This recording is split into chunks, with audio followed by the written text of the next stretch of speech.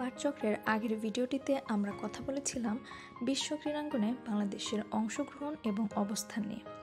আজকে আমরা নিয়ে এসেছি বিশ্ব ক্রীড়াঙ্গনে বাংলাদেশ কখন সদস্যপদ লাভ করে তার কিছু তথ্য নিয়ে। এশিয়ান ফুটবল কনফেডারেশন বা এএফসি বাংলাদেশ সদস্যপদ লাভ করে 1973 সালে।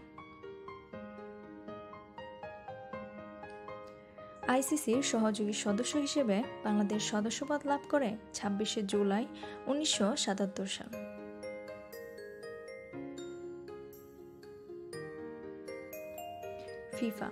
ফিফাতে বাংলাদেশ সদস্যপদ লাভ করে 1 জানুয়ারি 1978 সাল।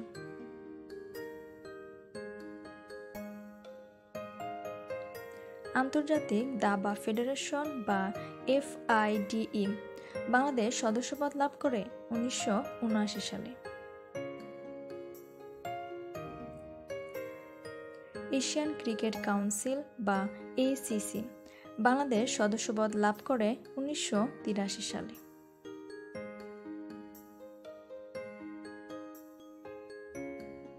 আন্তর্জাতিক অলিম্পিক কমিটি বা IOC বাংলাদেশ সদস্যপদ লাভ করে 14 ফেব্রুয়ারি 1984 সাল।